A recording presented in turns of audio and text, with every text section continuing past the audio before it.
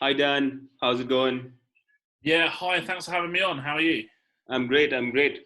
What about you? How's life in Yeah, UK? yeah. Obviously it's a bit of a strange one at the moment, obviously with the current scenario. But I think cricket's getting back to getting played. With the test match obviously is into the third day against West Indies, England versus West Indies, and Right. yeah, I think that they announced today that the county season is going to start at the beginning of August, so we don't have long to wait for that either. Mm-hmm. So um, that's obviously a positive as well. So from kind of cricketing perspective, the country's getting back to some sort of normality, and yeah, obviously I hope it continues in all the respects, really. Yeah, hopefully it's actually great to see some sport going on around the world right now. We started off with the Premier League and that's doing pretty good, so it's Yeah, great to know. no, definitely, and I think it's good. It's good for sort of the public in general to have some sport to look forward to. Definitely. Sure. So Dan, why don't you tell us about your journey, how you get started with cricket and tennis and everything. Yeah, so I've always had this kind of like mathematically orientated background. When I was younger, I used to just love playing around with numbers, but also numbers in a sporting context, So I would try to be simulating matches when I was about 8 years old, but on a piece of paper rather than a Wow. computer. That was over 30 years ago, so it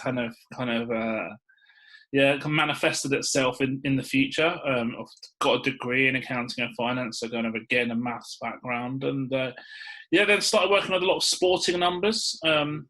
Originally, I was still do a lot of work with tennis analytics as well, but initially, I would say that I tried to pitch myself business wise towards the players from an analytics basis in terms Right. of trying to predict like the future level of players and manage tournaments. So I don't know how detailed your tennis knowledge is, but I'm sure it's pretty detailed. But like for example, like a hard court.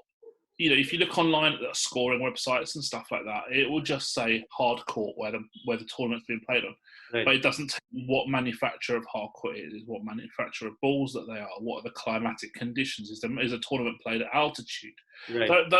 that type of thing, and those things are very, very important when it comes to contributing whether a particular tournament is suited to a certain player. Generally the Mhm. quicker conditions are more suited towards big servers, Right. whereas the clay court specialists want conditions to be very, very slow. And so I thought that it would be useful to set up like a kind of a tournament scheduling service for players whereby they would sort of pick the tournaments statistically, and not just the ones that suit their style, but also the ones which are anticipated to have the weakest opposition. And you can even put like a ranking point and dollar value on that. So Right. you would say, okay, well, I want to try and find a tournament one week where the dollar value per win is higher than the other one, or the ranking point win is a value per win is higher than the other one, and that's Right. based on like expected opposition levels as well. Right. But the players, they weren't really too interested in it, to be honest with you.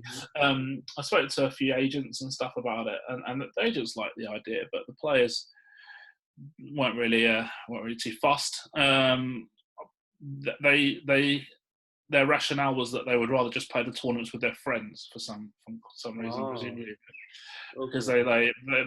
they like hanging out, playing Right. PlayStation or something. I don't know, and like practicing together and stuff, like traveling together. I don't know, but yeah, it was obviously perhaps it was a bit of an industry whereby the players weren't really ready for that type of thing. Mm-hmm. So then I kind of thought, well, I've got a choice really between football and cricket, and football is a much more evolved industry that regards to analytics, and certainly from a financial perspective as well. Right. More and it's also saturated. I think there's a lot more sort of Sure. individuals and companies doing it in football. So I thought, well, cricket is kind of ripe to create a bit of a niche, really. Mm-hmm. And um, Yeah, it's a tough one because I think cricket's quite far behind the curve when it comes to using analytics in detailed analytics, particularly in regards to recruitment and selection. Right. And I wouldn't necessarily say that the owners and coaches are universally open to it. So it tends to be quite a polarized thing at the moment. Mm-hmm. Right. So I'd like to back up there for a minute. With the tennis product that you had introduced, did you consider the challenger circuit? 100%, yeah, absolutely. I mean, to be honest with you, I think it would have great application at the challenger level. Right. Because, but even ITF, because even though obviously the players at ITF level, not many of them will be able to afford any kind of service really because of the prize money at those levels. But yeah, of course. But I mean, sometimes there's like 6 challenger events per week, so being able to understand which ones are they're going to have the highest expected value for a player would be great. The fact is, these players also need to maximise their income and they need to maximise their ranking points as well. Exactly. You know, these challenger players, you know, they're competing for perhaps Grand Slam qualifying ranking position, or to get around the top 100 to get that direct entry into Grand Slams as well, and so sort of any marginal gains that they can possibly achieve, I think, would be extremely useful. But yeah, it was difficult to get that one over the line. Right. So yeah, that was what my point was, because you know, at the challenger circuit, even now there's so many issues, like players between the ranks of around 200 to 500, let's say even 150 to 500, they aren't earning a penny. Like everything they earn goes back to their training, and it's very hard for them to sustain. So obviously any, you know, benefits based on statistics on where they can save a few $100 or, you know, win a couple of extra rounds would definitely have been useful. No, definitely 100%. But you know, like this type of thing, I mean, with tennis, wouldn't have needed to be particularly expensive either, and also I think that probably would have been quite reasonable scope to do it on a kind of a pay as you perform kind of basis as well. So the you know, if a player was to perform better than they expected, or better than the expectations that we set out, I should say, then I would, you know, receive a bonus kind of thing in that. So we can share in each other's success, and just like I said, that the players just weren't interested, which is a shame. I think that there's a lot of scope for it in that particular industry, but didn't really manifest itself. It's okay. Like, at least, I mean, I'm sure it was a big learning experience, and I'm sure you used what you learned towards cricket, right? Yeah, no, well, that's it. I mean, like the kind of skill sets are relatively similar, although the work you're doing is a lot different. So, for example, in tennis, I might look at how I would be able to translate a player's level at Challenger Tour to when they step up to the ATP main tour. Whereas in cricket, I might have a similar application, which might look at how players performing in the Syed Mushtaq Ali Trophy would then be expected to perform in the IPL. Right. So there's similar applications, even though obviously it's a different sport. Sure.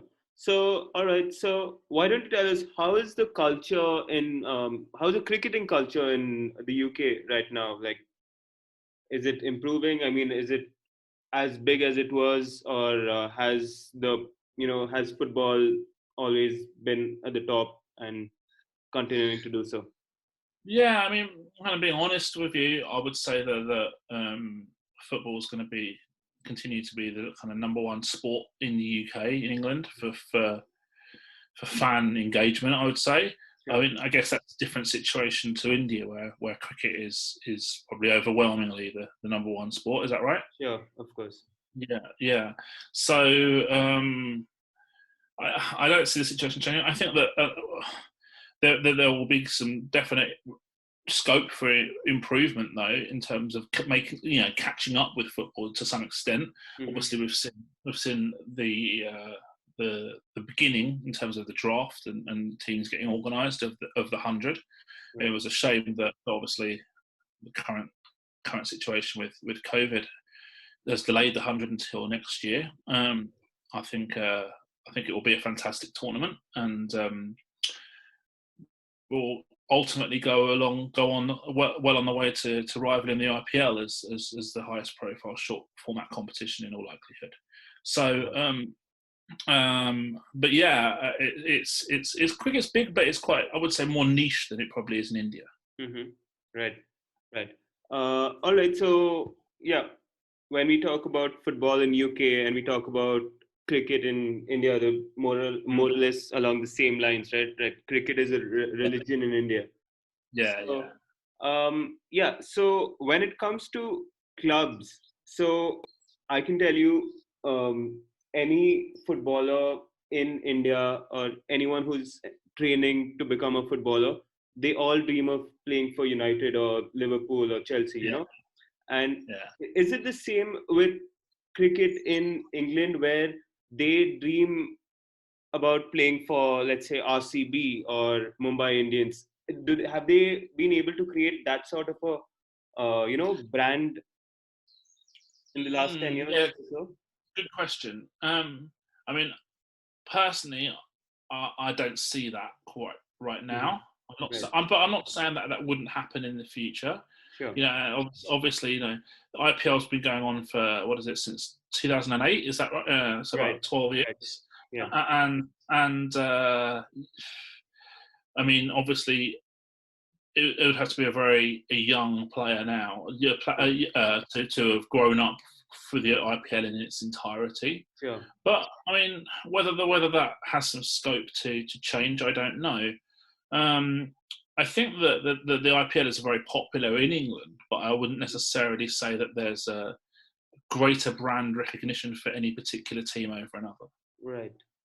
And also maybe the formats obviously, completely different here. IPL takes place for like 2 months a year, and then the EPL goes on for around 10 months a year. So obviously they're different in their own way. So no, exactly that, and it's completely different in terms of like the length of the tournaments and stuff like that, and the weight between matches as well, the gap between matches. So I think that also that football often gets played at weekends, so people can devote more time to it, whereas kind of the IPL is sort of on a daily basis as well. Right. And I mean, they'd obviously do it during the summer for us because the youth population in India is huge, and they have their summer vacations going on, no school, no colleges or anything. Mm-hmm. So no, absolutely, yeah. So I guess it's all set, each type of thing. So like EPL in football, IPL in cricket is kind of set up to maximise the audience, and the matches are played at times which maximise that. Yeah. Right. So Dan, why don't you tell us about your work in analytics? Yeah, sure. So with regards to cricket analytics, I started looking at it in quite a big depth, like about 3.5 years ago. Initially, it was, I was just looking to see if there was an avenue to get into the industry with regards to statistical databases, understanding the difference between various leagues and things like that. Yeah. It's really born about by the fact that I was a cricket fan for one thing, and also because like I was watching a lot of stuff on TV, and then I realised that the comments from the commentators and the decisions from teams just really kind of made not that much sense from a statistical basis. Not all the time, but a chunk of the time. Right. And I thought, why are they saying this? Why are they doing this? Because stats-wise, it's just a really poor decision. Right. And then I just got into it even further and further and further. I looked at years and years of historical data to try and profile winning strategies and understanding the composition of teams and looking for drivers of success and stuff like that. Sure. So as I've developed, I've looked more and more in different instances and different avenues, and it's been a really enjoyable process. But by the same token, I think that it's been very difficult to market myself to teams, because a lot of the time they're not overly interested in this type of thing. Right. They'll kind of say that they're into analytics, but I'm not really sure that they are, a lot of them. And if they are, perhaps the analyst doesn't have a huge voice, or they might be quite sort of scared of dealing with like big name coaches or big name players and stuff like that. Whereas I'm not particularly concerned about that type of thing. I'm very blunt, open, honest, because there's no point in what we would call in England sugarcoating something, like saying something that's different to actually what it is, just because you want to sort of make someone feel a bit better. So the only way people are going to improve and processes are going to improve is through honesty. Sure. So I think the teams that I have worked with so far, they appreciate the honesty, and they know that the opinion that they're going to get is genuine. It might be something that they might disagree with, but it's going to be genuine. I mean, that's fine. If people disagree, that's absolutely fine. It's normal. It's normal. But yeah, I would say that a lot of analysts perhaps aren't always like that, or they're not listened to. And I think that the things will change. I mean, if you compare like the 100 in England now to the IPL, so the ownership model, for example, is rather different. So in the 100, the franchises are all owned, or they're all run centrally. There's no like private ownership. Right. Whereas obviously IPL, there is a lot of private ownership. It's all privately owned, and so in 100 you won't get like an owner making like an emotional decision, or having really any. There's no input from an owner into the decision making, right. Which is a very rather different. And being honest with you, I think that owners making decisions is perhaps has the potential to offer negative expectation, because they're not professionals in this particular industry. Right. So it allows for more emotion and sort of a rash decision making. Yeah, it's probably not what a lot of owners want to hear, but that's what I think. Yeah, of course. We don't. We don't know how many of the owners have even played a sport, right? So it might be just business for them. Yeah, exactly. And you generally find in sport, not just in cricket, in a lot of our sports, football is a very good example of this. Right.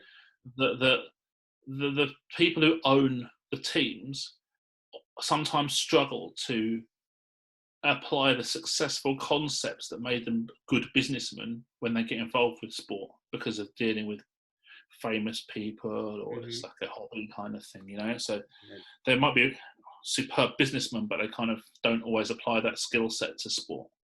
Sure. And I'm sure the media attention involved when it comes to sport is obviously way different than when it comes to, business in general, right? I mean, yeah. No, exactly that. So obviously the media attention is huge. I'm guessing, I don't know for sure, hopefully you can advise me on this, but I'm guessing it's huge, the media attention in IPL in India is huge as well, right? It's unbelievable, yeah. Yeah. But by the same token, I mean, how much accountability is there for failure, for example? Yeah. If a team performs poorly, will the media be brutal towards them? How does that work in India?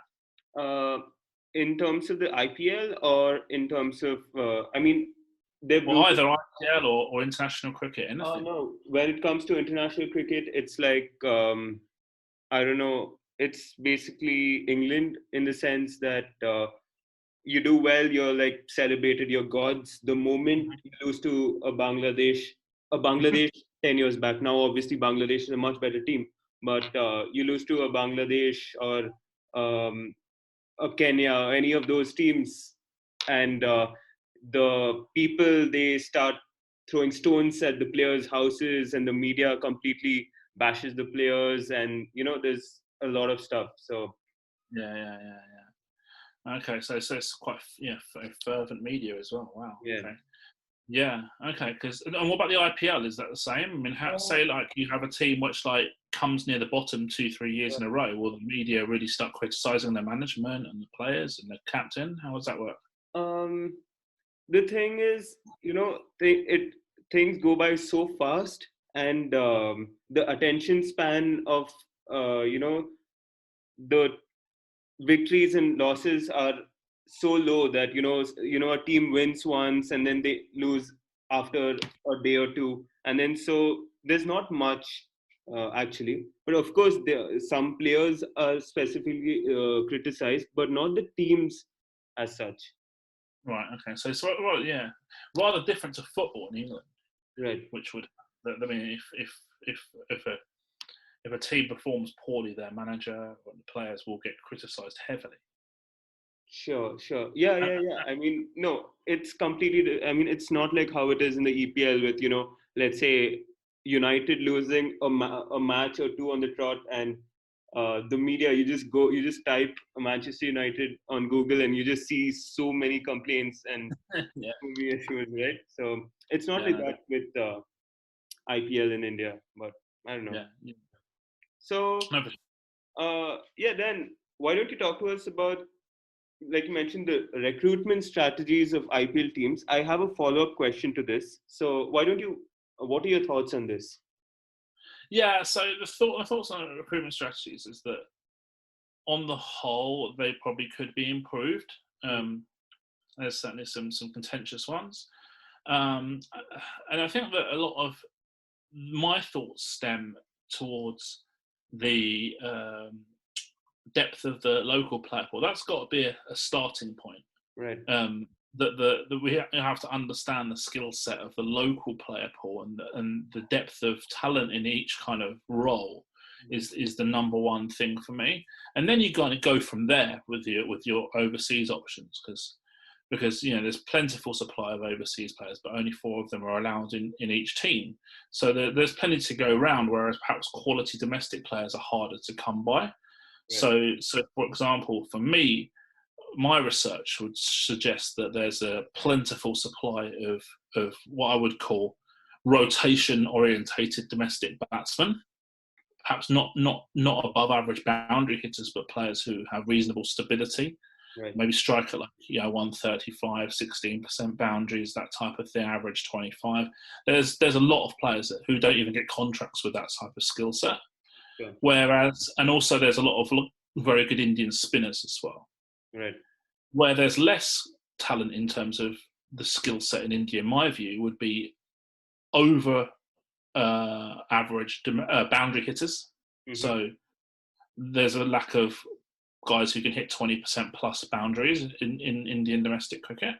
Mm-hmm. And perhaps a lack of real high quality all-rounders. I'm talking genuine all-rounders, guys who average 12 balls per innings with the bat, plus in excess of that, and also in excess of 12 balls per innings with the ball as well. So genuine all-rounders. So and also not just genuine all-rounders, but all-rounders who have high boundary hitting capabilities as well. There are very few players in that bracket, and I would say that domestically Hardik Pandya would probably be the only one that would really fit that quite strong criteria. Stokes and Andre Russell probably overseas in that kind of role. And death bowlers are premium quality death bowlers, I would say. There's not an abundance of in the local market either. Just one comes to my mind. So it's not always the case that those rules are adhered to, though. So what I tend to find is that IPL franchises spend too much on batsmen and not enough on bowlers as a general rule. Mm-hmm. And they also spend too much on those kind of rotational orientated batsmen. Mm-hmm. And on on kind of a general rule again, they could probably find an 80% version of that player for a 50 lakh or something, mm-hmm. instead of paying 8 crore. Sure. And then obviously they can divert those resources to somewhere else where there really is a need to attract a premium quality player. Sure. So here then, there is a huge commercial element. I'm sure you know, like a Pogba to United. There's a huge commercial element to it as well, right? So it's not just it can't always just be the 50 lakh player who's probably 80% as good as the 8 crore player. They obviously see a much more different side to it as well. Well, I'm sure that that's an application, and I'm sure that's a consideration for franchises. But however, you find that if you're looking at football, which is a more evolved financial model in terms of like the length of time that the sport has been going on in terms of compared to T20 leagues, the most successful teams are the most successful commercial teams. So you look in England, Manchester United, Liverpool, teams like that, Spain, Real Madrid, Barcelona. Right. The most successful teams are the best, have the best commercial success as well. Right. And the two things kind of go hand in hand a little bit, because in those type of sports, because the commercial success of a team then gives them the team a high budget. And whilst that's not necessarily allowed to be the case in India, in the IPL, which is a level budget competition, I wouldn't be surprised if eventually it turned out like that. You know, the most successful teams end up getting the most commercial money, because no sponsor wants to be involved with a losing team. Right. And I think that for me, the one change I would make to IPL in terms of the structure at the moment would be to have a dramatic, huge prize money for winning the tournament or coming in the top 4. Mm-hmm. Because you know what, if the IPL governing bodies turn around and said, well, okay, well, if you win a tournament, you're going to get like $40 or $50 million US for winning the tournament, then everyone's going to be like, right, I'm not worried about these sponsorship deals anymore. I'm picking the best team. Ah, right. So that efficiency will improve. Right. You see what I'm saying? So it gives someone a different incentive. Yeah. Of course. Even though you mentioned the instance of Pogba at Manchester United, yeah. I think on the whole, it's very, very rare for a football team to recruit solely based on commercial value. Sure. Or even make it a particular consideration. Mm-hmm. Sure. So I think there's a big difference in that respect. Yeah. Yeah, I mean, they do calculate that commercial aspect to the transfer fees, right? Is what I mean. In football? Yeah. Yeah, no, I'm not sure that there's much of a scenario with it in football, really. Mm-hmm. But certainly you see instances of it in cricket. Like there's guys who I would say significantly past their prime. Oh, yeah. And they're still getting contracts. Sure. And not just in IPL, in other leagues as well. Mm-hmm. Yeah. So in India, as compared to Australia, there's the older players who have done really well for the country. They have way more of a leeway. So they have that nostalgic feel to it. So even if, let's say, Yuvraj Singh isn't doing well for the last 2-3 seasons, they still they still are willing to invest in him just because of what he's done for cricket in our country. So yeah, which, I mean, if you're looking at it just solely from like a expected success percentage, would obviously be a flawed mindset. Sure. And this is something that I think is another thing with common mistakes that teams are making with regards to overvaluing older players and not factoring in the potential for them to decline. Yeah. So Dan, a follow-up to this, I mean, I don't get the players at the top of my head, but there have been a few who, big money signings from county cricket in the UK and probably Australia, but they've come to the IPL and have not done well. So when you talk about these players, did analytics come into the picture, or were they signed just based on what they've, how they've performed abroad? Yeah, I think there's a lot of things to consider here. So, for example, looking at Australian players, well, perhaps there's some recency bias involved with that, because the Big Bash often comes directly before IPL auction. So the thoughts of the franchises might be a little bit biased by the recent performances of certain Australian players. Yeah.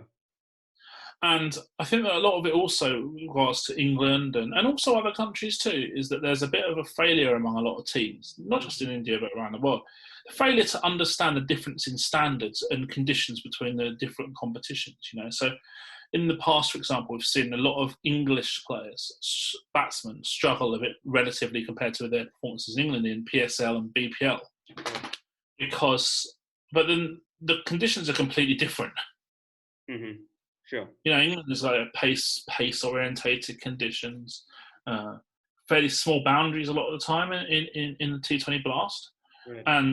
and then obviously in the subcontinent, pitches tend to be more spin friendly and slower.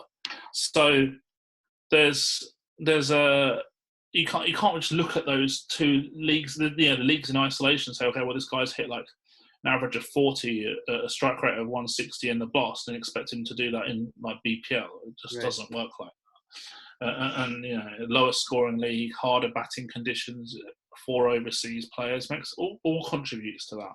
Right.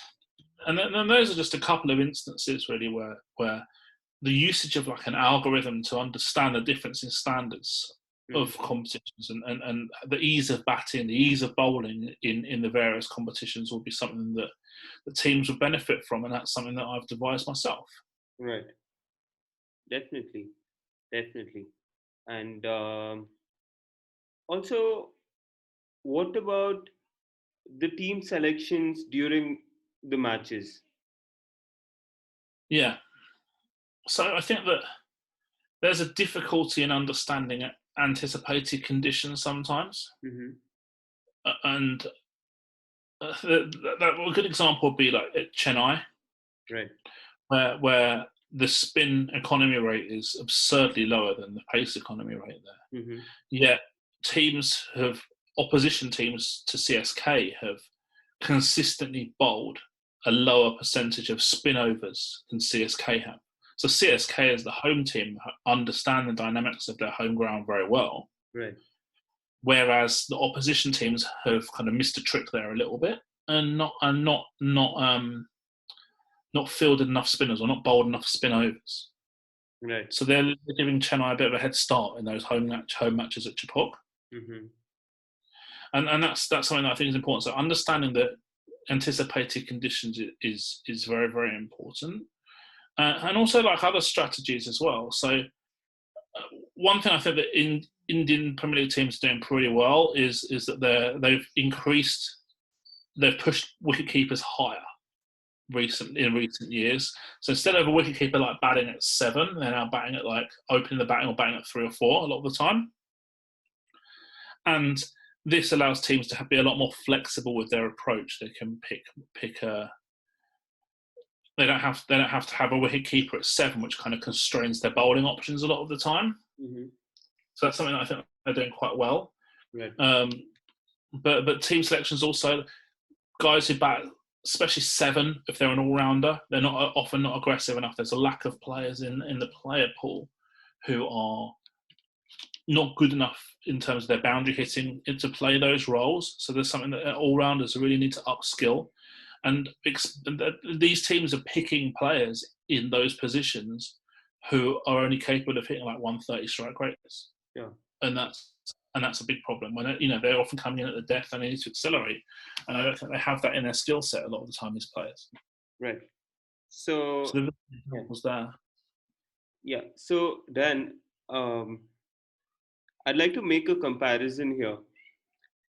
Would you compare the RCB team of, let's say, 3 or 4 years back to the golden era of England football, where we had Beckham and Paul Scholes, Would you do that with RCB with Virat, AB, Chris Gale? and I guess even Kevin Peterson. Oh my God. Yeah, well, it's a good question. It's an interesting one because actually, you say obviously you've mentioned like 4 world-class batsmen there, Yeah. but those guys, their recruitment was almost a really high percentage of their budget was spent on batsmen. Right. But there was no need for them to do that because if you look at all the historically successful teams, they've all had very strong bowling attacks. Sure. So it's a bit of a fallacy to think that the team with an incredible batting lineup is going to have a massive advantage because it's not. Right. Right. Their death bowling, for example, was very poor, and you could argue that there's still lack options in that respect. I mean, I'm sure they're putting in the Chinnaswamy Stadium into the picture as well. Flat track, short boundaries into the equation. Yeah, but then you definitely need to have bowlers who can restrict your position's boundary scoring as well. Right. Sure. I don't see that at all. Mm-hmm. So I think that they picked players who are expensive and big names, Mm-hmm. and who are very good players in their own right. Don't get me wrong, Of course. but they're not what they needed. Mm-hmm. Right. So instead of signing 4 marquee batsmen, they should have signed like 1, had like 2 or 3 90% versions of those players, Right. and spent the rest of the money on bowlers. Sure. Sure. Hopefully. I mean, I'm an RCB fan, so it really intrigues me how they haven't been able to, get a title Yeah. after so many years. Well, they spend about, I think it's 35% of their budget alone on De Villiers and Kohli. Right. So they've got 65% to spend on like another 20 players. Right. So it's very difficult for them to then compete with other teams in the auction for like a marquee bowler, for example, Of course. because they've spent so much money in other areas. Sure. Sure. So, all right, you had mentioned the boundary hitting average. So, why don't you elaborate a bit more on that and why you think it's so undervalued? Yeah, okay, so my perception is that the either ability to hit boundaries or the ability to prevent boundaries if you're a bowler is extremely valuable. So in the IPL over the last 3 years, 87% of teams who have won the matches have had the highest boundary percent in that individual match. Mm-hmm. And that's a consistent percentage across a lot of competitions as well, not just at IPL, but in England and overseas and all sorts. Yeah. So when a team is recruiting players, their primary thought process has to focus on whether that player will help them win the boundary percentage count. Right. It's important, right? Imperative. And yet you don't see that a lot of the time. You see teams accumulate like 3 or 4 rotators in their batting order. But that's not going to help them win the boundary percentage count. Right. Not unless they've got a world-class bowling attack. Sure. So every decision that every team makes when they're recruiting a player is, will this help me win the boundary percentage count? Mm-hmm. Okay. And a lot of players who are bought for like 8 crore or more don't help their teams win the boundary percentage count. They actually hinder it a lot of the time. Oh.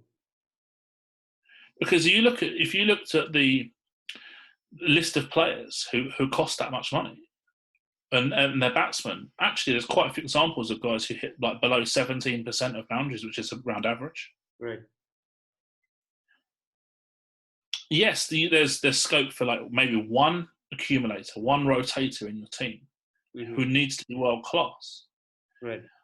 But that guy in particular has to be the glue, the fulcrum of the team, and allow all the other batsmen to bat around that player.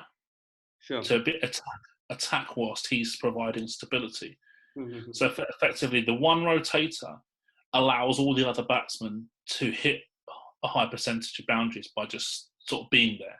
Right. But you see some teams, and they've got like 3 or 4 of these type of players. That's not going to work. Sure. So like you can say probably the role Virat plays when he's batting with Rohit, where he gives Rohit the freedom to go out and hit more shots, and Virat is obviously really sturdy and stable and can keep rotating as well. Mm-hmm. Yeah, I mean, like I said, one in a team is great, but you don't need, like, say, a Kohli and potentially like a Shreyas Iyer in the same team. Right. You would pick like a Pant over a Shreyas Iyer if Kohli is playing that role. Yeah. Yeah. Right. Interesting. So, okay, Dan,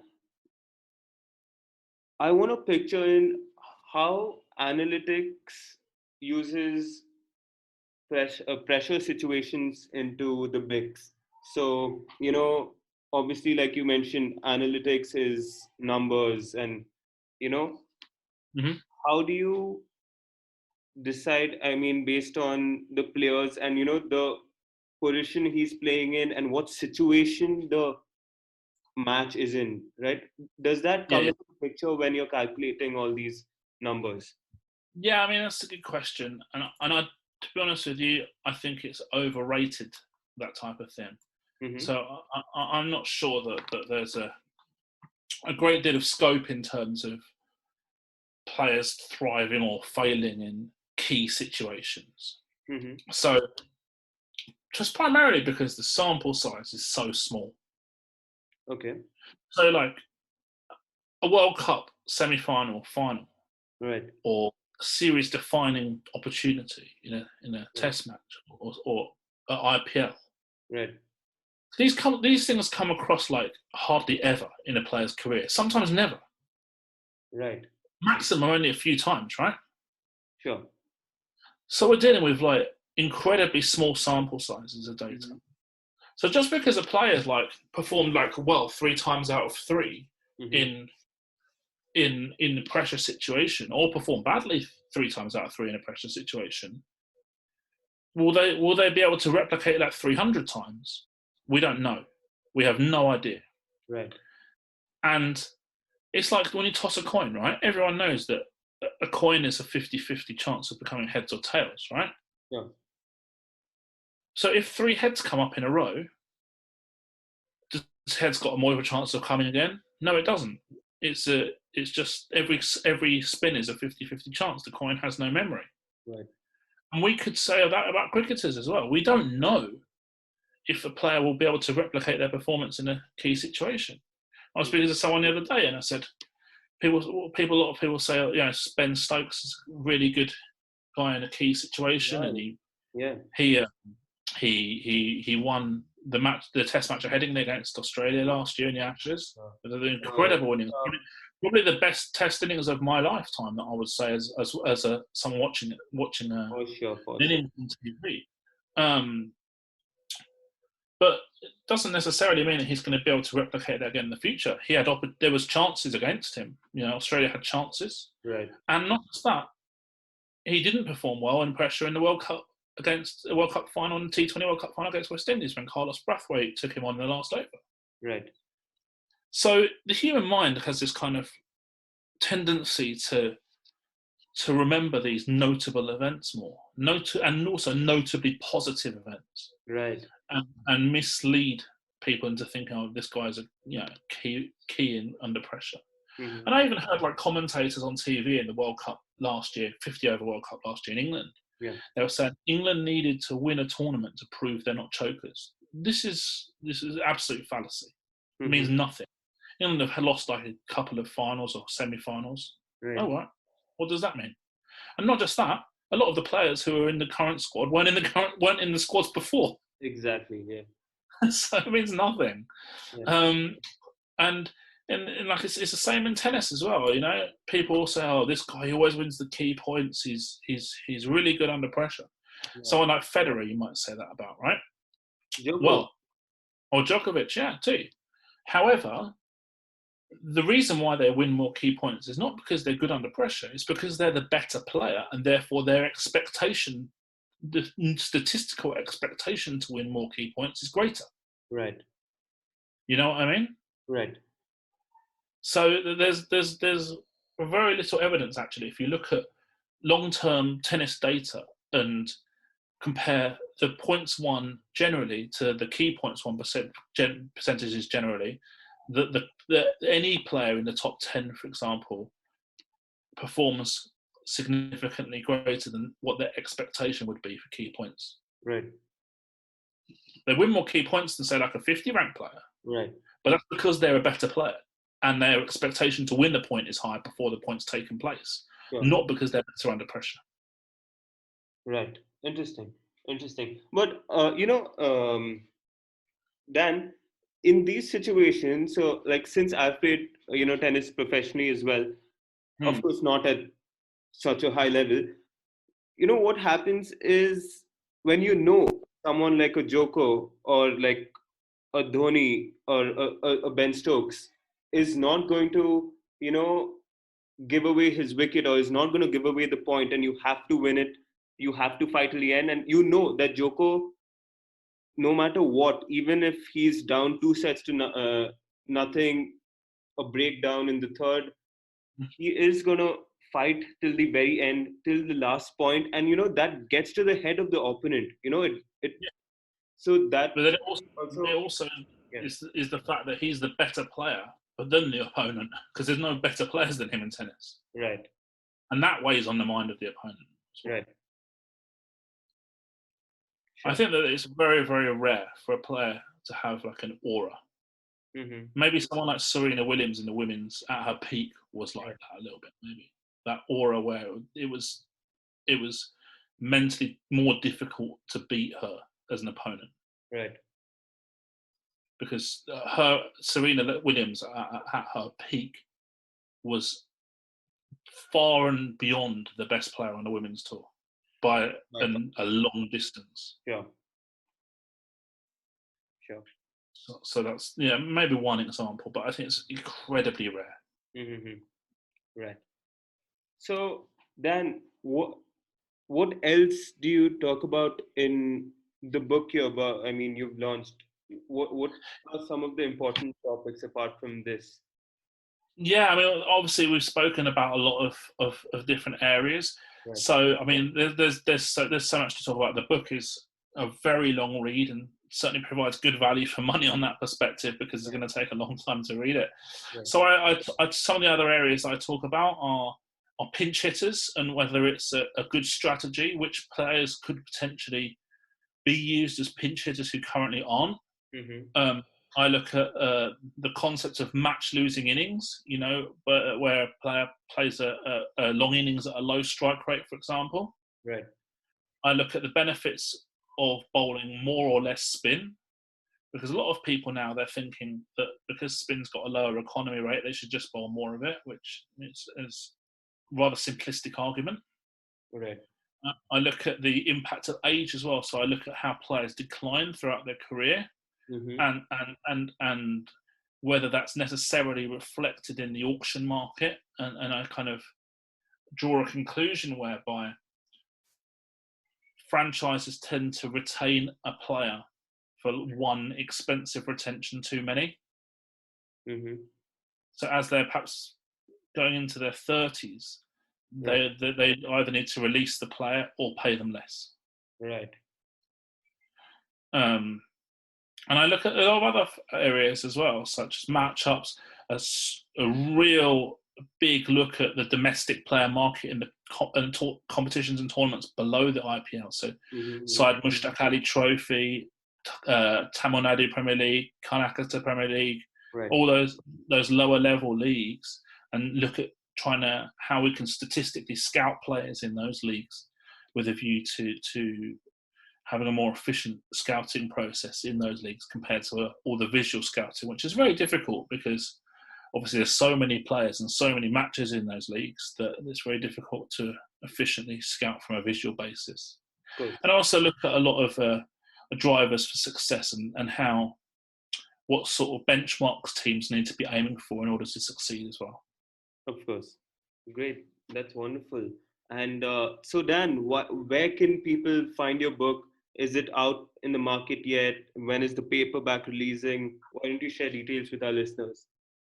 Yeah, so there's a bit of a two-step process regards to the book release. So because obviously with the situation with coronavirus, the IPL is going to be probably rescheduled, and personally, I'm thinking it's probably going to be in September or October this year.